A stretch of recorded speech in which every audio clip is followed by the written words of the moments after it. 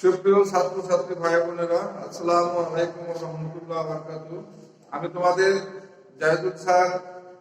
আজকে আমি তোমাদের পঞ্চম শ্রেণী বাংলা বিষয় নেব। আজকের পাঠ হচ্ছে সুন্দরবনের প্রাণী। সুন্দরবনের প্রাণী গল্পটি তোমাদের আজকে আমি একটু পড়ে শোনাবো তোমাদের, তারপরে তোমাদের অন্য কাজ। হ্যাঁ, বাংলাদেশের দক্ষিণে রয়েছে প্রকৃতির অপার সম্ভার সুন্দরবন।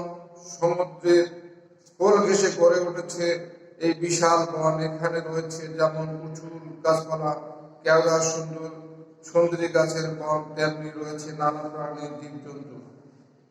বিশ্বের কোনো কোনো প্রাণীর সঙ্গে জড়িয়ে থাকে দেশের নাম বা জায়গার নাম। যেমন ক্যাঙ্গারু বললে মনে পড়ে যায় অস্ট্রেলিয়ার কথা, সিংহ বললে মনে মনে ভেসে ওঠে আফ্রিকার কথা।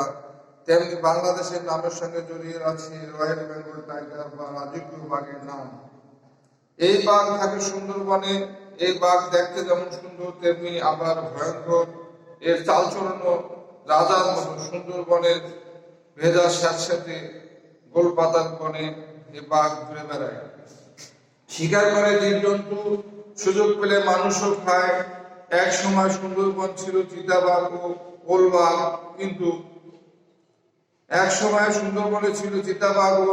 কিন্তু এখন আর এসব বাঘ দেখা যায় না। সুন্দরবনে রয়েছে রয়্যাল বেঙ্গল টাইগার, বাংলাদেশের অমূল্য সম্পদ। এ বাঘকে বিলুপ্তির হাত থেকে আমাদের বাঁচাতে হবে। সুন্দরবনের বাঘ ছাড়াও আছে নানা রকমের হরিণ, কোনোটার বড় বড় শিং, কোনোটার গায়ে ফোটা ফোটা সাদা দাগ, এদের বলে চিত্রা হরিণ। এক সময় সুন্দরবনে প্রচুর গন্ডার ছিল হাতি, ছিল বুনো শুয়োর। এখন সবই প্রায় আর নেই। তবে দেশে রাঙ্গামাটি আর বান্দরবনের জঙ্গলে হাতি দেখতে পাওয়া যায়।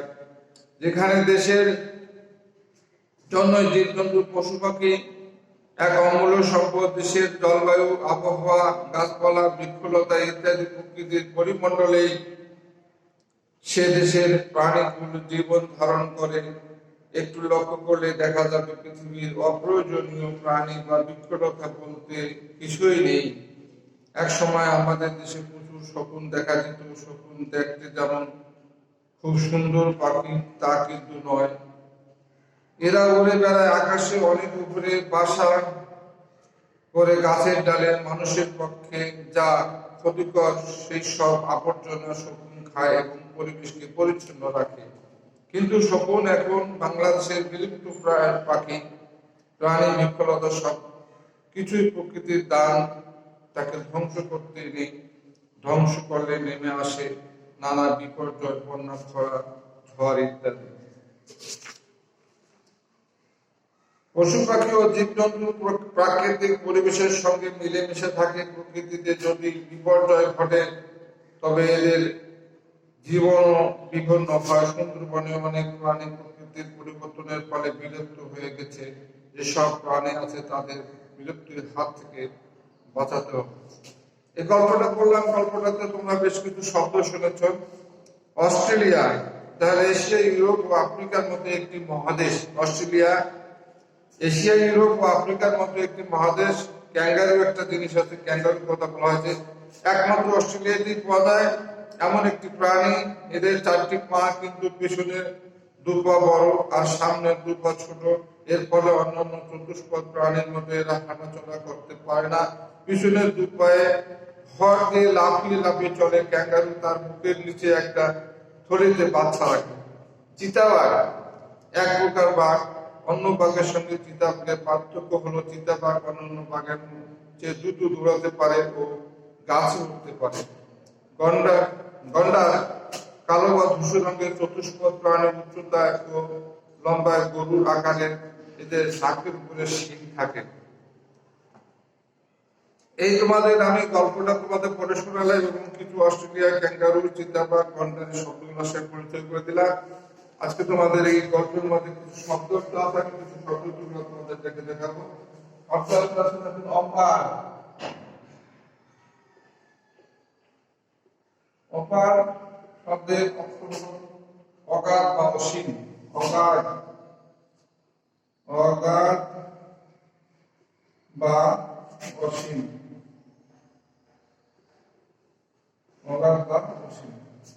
শব্দের অর্থ অজ্ঞান বা অসীম। আমার শব্দ আছে সম্ভার, একটা আছে সম্ভার। সম্ভার শব্দের অর্থ হলো বিভিন্ন উপাদান বা বিভিন্ন জিনিস, বিভিন্ন উপাদান, বিভিন্ন উপাদান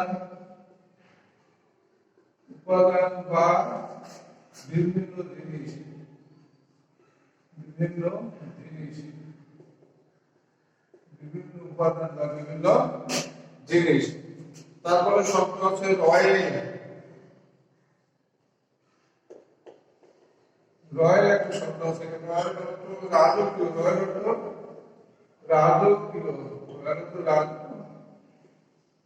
রয়েল অর্থ রাজকীয়, রয়েল অর্থ রাজকীয়। ভয়ঙ্কর শব্দ একটা, ভয়ঙ্কর, ভয়ঙ্কর শব্দের অর্থ যার মূল্য নির্ধারণ, ভয়ঙ্কর ভীষণ বা ভীতিজনক বা অত্যন্ত, ভীষণ, ভীষণ বা ভীতিজনক, ভীষণ ভীতিজনক বা অত্যন্ত।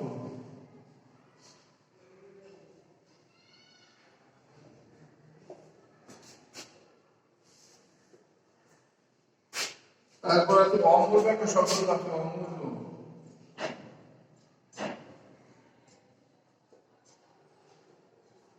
অমূল্য যার মূল্য নির্ধারণ করা যায় না, যার মূল্য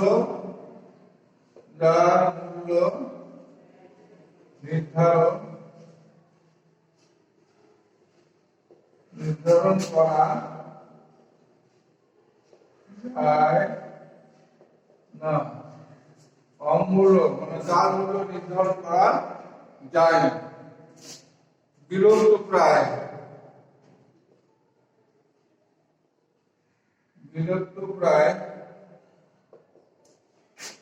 যা প্রায় লোপ পেয়েছে, যা প্রায় লোপ পেয়েছে, যা প্রায় লোপ পেয়েছে, যা প্রায় লোপ পেয়েছে। তুমি মুছে দেই।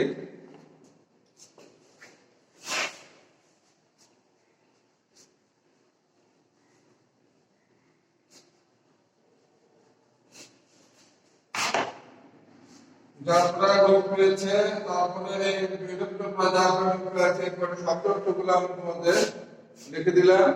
তো শব্দ অর্থগুলো ভালো করে পড়ে নেবে। এরপর কিছু বাক্য রচনা করবো, আমরা কিছু বাক্য রচনা করবো, বাক্য রচনা, বাক্য রচনা করবো। অপার, যেমন অপার দিয়ে বাক্য রচনা করবো। অপার শব্দ দিয়ে শব্দের অর্থ শিখেছি, বাক্য রচনা করবো আমরা। অপার, অপার শব্দ দিয়ে বাক্য রচনা করবো। বাংলাদেশের অপার সৌন্দর্য, বাংলাদেশ অপার সৌন্দর্য ভরপুর। বাংলাদেশ, বাংলাদেশ অপার সৌন্দর্যে, অপার সৌন্দর্যে ভরপুর। অপার, বাংলাদেশ অপার সৌন্দর্যে ভরপুর। অপার দিয়ে বাংলাদেশ অপার সৌন্দর্যে ভরপুর। তারপরে এটা হচ্ছে রয়েল।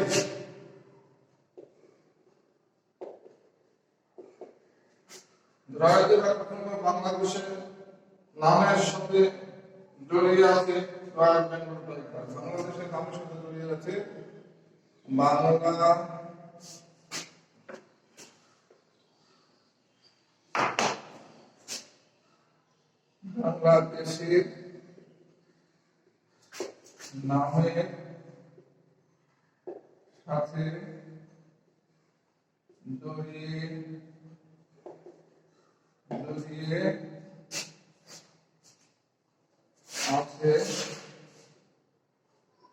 জড়িয়ে আছে, royal Bengal tiger, royal Bengal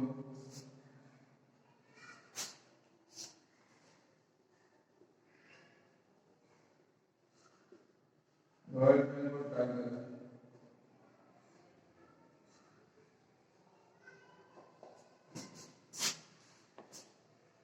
royal Bengal বাংলাদেশের নামের সাথে জড়িয়ে আছে রয়্যাল বেঙ্গল টাইগার অপরপক্ষ বাংলাদেশের অপর সৌন্দর্য ভরপুর রয়্যাল বেঙ্গল বাংলাদেশের নামের সাথে জড়িয়ে আছে রয়্যাল বেঙ্গল টাইগার।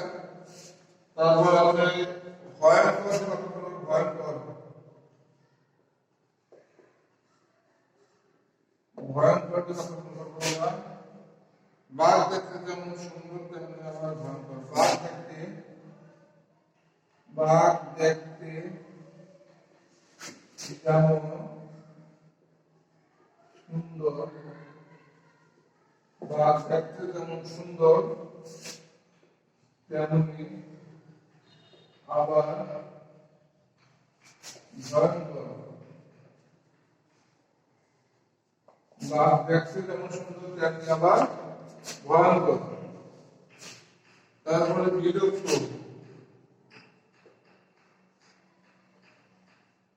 বিলুপ্তি শকুন বাংলাদেশের বিলুপ্ত প্রায় প্রাণী। শকুন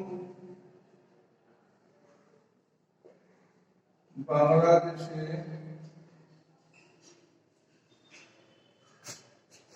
এখন বিলুপ্ত প্রায় প্রাণী। বিলুপ্ত প্রায় প্রাণী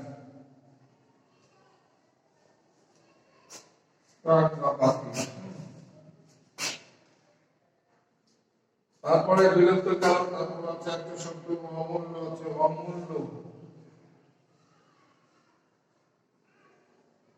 অমূল্য অমূল্যের প্রথম সুস্বাস্থ্যের জীবনের অমূল্য সম্পদ। স্বাস্থ্যের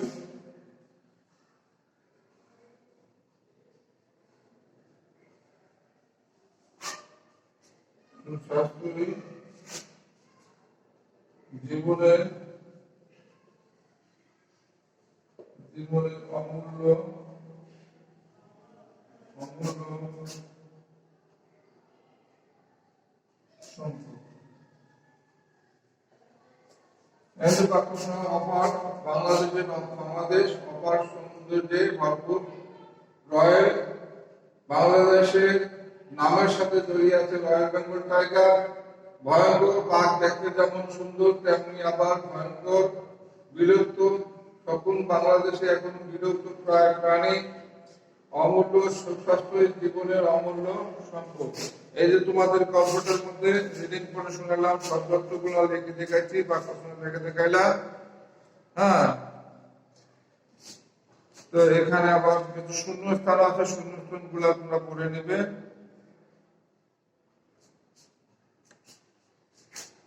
বাংলাদেশ অপার সৌন্দর্য ভরপুর প্রকৃতির অপার। এখানে শূন্যস্থানগুলো প্রকৃতির অপর দেশ সমুদ্রের নিচে রয়েছে।